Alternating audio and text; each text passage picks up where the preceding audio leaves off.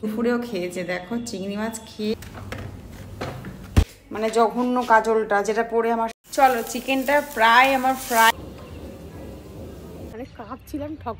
Hello guys, good morning, welcome back to my channel. কেমন আছো তোমরা সবাই? আশা করছি ভালো আছো। আর আজকে সকালবেলা আমি ফক করে পুরো জামা কাপড় কাচতে কাচতে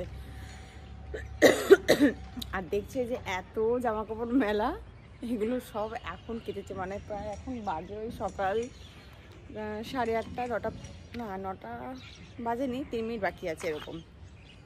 তো এগুলো কেচে যাওয়ার, কারণ সামনে বেড়াতে যাওয়া আছে, জ্যাকেট ট্যাকেটগুলো সবই লাগবে, আর তার মধ্যেই সব পরছি, যার জন্য ভাবলাম যে আজকে সব কেচে দেওয়া যাক। এগুলো তো রেগুলারের ইউজ, এগুলো তো থাকেই, কিন্তু জ্যাকেট ট্যাকেটগুলো কাচাটা খুব দরকার ছিল, তাই কেচে দিলাম। আর সব থেকে আজকে যেটা ভালো জিনিস, হয়তো আরেকটু সকালে আসলে আরও বেশি কুয়াশা দেখতে পেতাম। এত কুয়াশা পড়েছে আজকে, মানে গোটা শীত, যখন থেকে শীত এসছে একটাই শুধু ভাবছি যে কবে কুয়াশা পড়বে। কারণ কুয়াশা পড়লে না আমার ভীষণ ভালো লাগে, মানে ওই যে মর্নিং ওয়াক করতে যেতে বা ছাদে হাঁটতে আমার ভীষণ ভালো লাগে কুয়াশা পড়লে।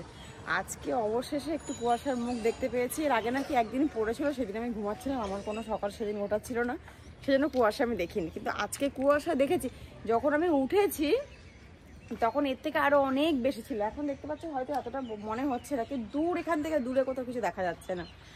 আর আমাদের এখান থেকে দেখো রেল লাইন এই সামনে একদম, মানে এক মিনিটের স্টেশন। এই যে জাস্ট এই বিল্ডিংটা যে হচ্ছে টাওয়ারটা, তার পেছনেই একদম পুরো স্টেশন। আর এই হচ্ছে ওই যে রাস্তা। তো কি বলে, বেশ কয়েক না 2-3 দিন ধরে আমার ঠিক মতন ব্লগ আসছে না। কারণ কি, ভিডিওতে না ভিউজ সেরকম পাচ্ছি না। আমার আগের চ্যানেলটা নষ্ট হয়ে যাওয়ার পর থেকে যে কি আমার মানে হয়েছে, যে কি তোমাদেরকে আর বলি, সেই জন্য ভিডিও দিচ্ছি না, শুধু শর্ট ভিডিও দিচ্ছি। আর রিকোয়েস্ট সবাইকে যে প্লিজ যারা যারা নতুন ভিডিও দেখছো বা নতুন আমার ভিডিও তোমাদের কাছে যাচ্ছে, তারা প্লিজ আমার চ্যানেলটাকে সাবস্ক্রাইব করে আমার পাশে থেকো। আর নতুন নতুন অনেক ভিডিও তোমাদের সাথে শেয়ার করবো, প্রচুর ভিডিও শেয়ার করার আছে, কিন্তু শুধু ভিউজের জন্য শেয়ার করছি না। যে ভিডিওতে যদি ভালো ভালো ভিউজ আসতে স্টার্ট করে, তাহলে আর কি ভালো ভালো ভিডিও দিতে থাকবো। আর একটা জিনিস তোমাদেরকে দেখাই, দেখো কত ডাব হয়ে আছে, দেখতে পাচ্ছ? সব এগুলো না আমাদের মানে বিল্ডিংটা আছে, এই যে আমাদের বিল্ডিংয়ের বাইরে, কিন্তু এখান থেকে ওই যে আমাদের যে মিস্ত্রিরা কাজ করে না, সব এখান থেকে তুলে তুলে নিয়ে গেছে যা ডাবগুলোকে। তো এখন সকালে কোনো কাজবাজ সেরকমভাবে কিছু হয়নি, জামাকাপড় মেনলি কাজবাজ ছিল, সেগুলো কেচে নিয়েছি। আর এখন যাচ্ছি নিচে, আমার একটু বেরোনো আছে এখন, আমি বেরাবো, আর ও তো ঘুমাচ্ছে।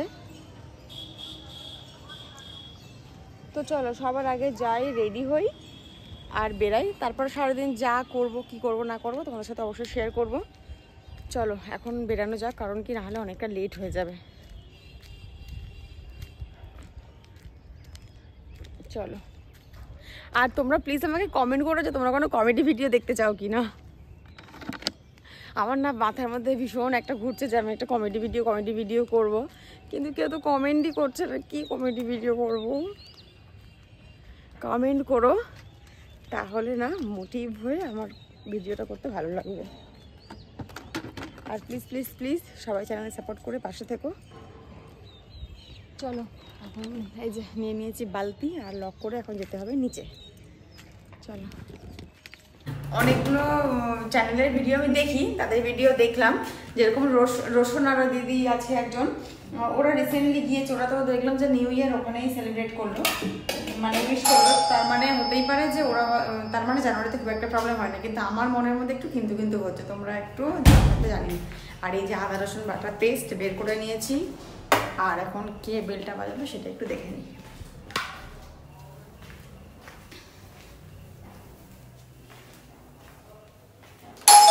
আসছি।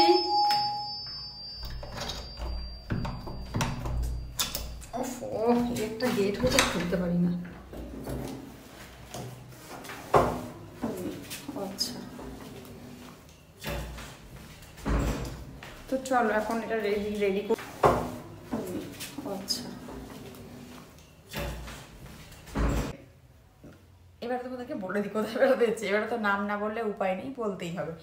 আমরা না জানুয়ারি মাসের 13 তারিখে সিকিম যাচ্ছি।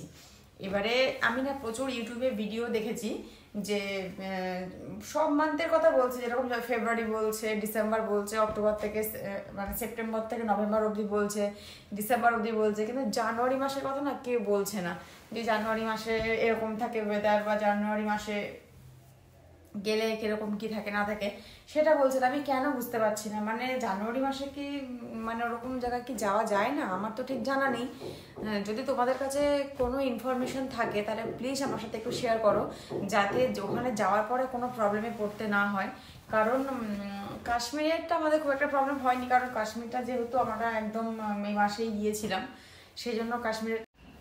গাইস তোমাদেরকে বললাম না যে কালকে একটা আমি নিউ রেসিপি বানিয়েছিলাম, তোমাদের সাথে শেয়ার করা হয়নি। আসলে ওটা একটা ওই চিলি ফ্রন্ট চিংড়ি মাছ দিয়ে বানিয়েছিলাম, আর ও খুব একটা খায় না। কালকে ওর বিয়েবাড়িতে নেমন্তন্ন ছিল, ও বিয়েবাড়িতেই গিয়েছিল, আর আজকে মানে পুরো গোটা গায়ে অ্যালার্জি হয়ে গেছে,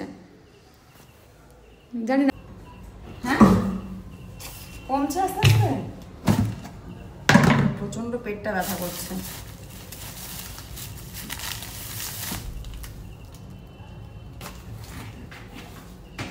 তুমি না খেতে তাহলে দুপুরে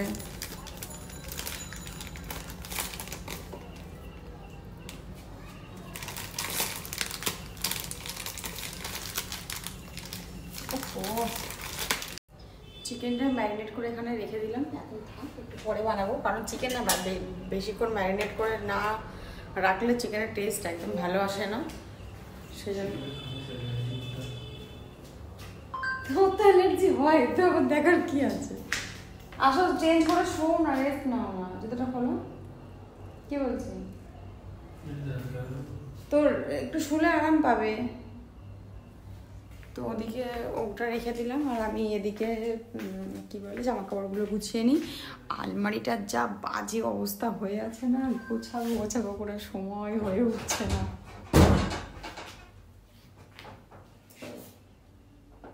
মানে দেখছো আলমারিটা, এবারে এটার মধ্যে সব চেপে চুপে গুছিয়ে ঢুকিয়ে দিতে হবে। কারণ কি আর এখনো কোনো অপশান নেই, কোনোভাবে গোছানো তো সম্ভব নয়। তো এবারে আমি কেমন করে রাখবো শুধু দেখো। সবাই বলে পপের জিনিস অনেক ভালো হয়, অনেক ভালো হয়। এই তো দেখো এটা পপের, মানে এগুলোর দামও এত বেশি, আর তারপরেও যদি এরকম হয়, জানি না কেন আমার স্যুট করে না। তো চলো এখন আমি যাচ্ছি চিকেনটা বানাতে, আর এখানেও বসে আছে, বেচারার পেটটা ব্যথা করছে। এই জ্যাকেটগুলো না একটু সামান্য করে ভেজা আছে, এগুলোকে আমি সব ওই বাইরের দড়িতে মেলে দেব।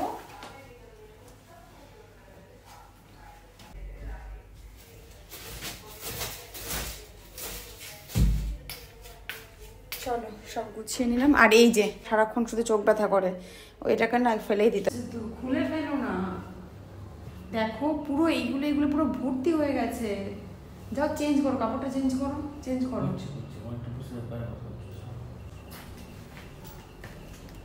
চলো চিকেনটা বেড়ে বানাই। তুমি কি খাবে তাহলে?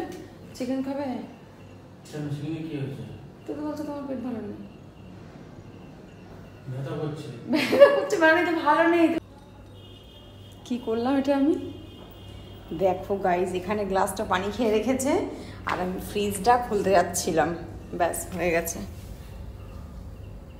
ভাবিস দেখো ওখানে গ্লাসটা আমি ভেঙে ফেললাম। এরকমই হয়, আমি না এত ধাক্কা খাইয়া ধাক্কা দিই যে কি আর বলি তোমাদেরকে। পুরো গ্লাসটা আমি ভেঙে ফেললাম, জাস্ট পানি, ওষুধটা খাওয়ার জন্য পানি দিলাম ওকে, ও খেয়ে নিয়ে রাখলো, আর আমি ফ্রিজ খুলতে গিয়ে ফেলে দিলাম। এবার এটাকে ফেলে দেওয়া ছাড়া কোনো উপায় নেই, কারণ এতটা পুরো ভেঙে গেছে। যে জন্য যাচ্ছিলাম ফ্রিজ খোলবার জন্য, আমি বাটারটা নিতে যাচ্ছিলাম। আমি এখন দিলাম, আর বাকি বাটারটা আমি পরে দেবো যখন চিকেনটা রেডি হয়ে যাবে। তার কোথায় যাচ্ছ? হয়ে গেছে প্রায় 1-1.5 ঘন্টারও বেশি হয়ে গেছে। আমার দিয়ে দিলাম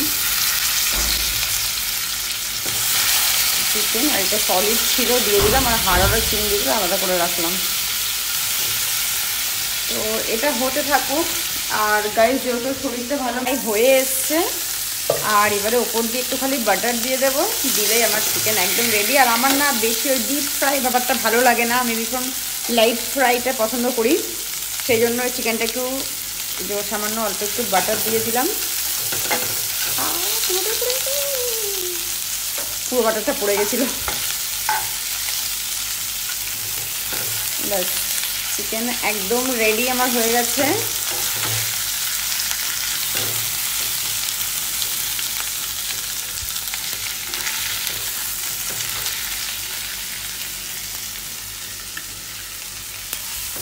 আমি না সবসময় সব জিনিস একটু লাইট ফ্রাই পছন্দ করি। আমি প্রায় 1.5 ঘন্টা মতো ম্যারিনেট করে রেখেছিলাম চিকেনটা, আর ওই জন্য খুব কম সময়ের মধ্যেই হয়ে গিয়েছে।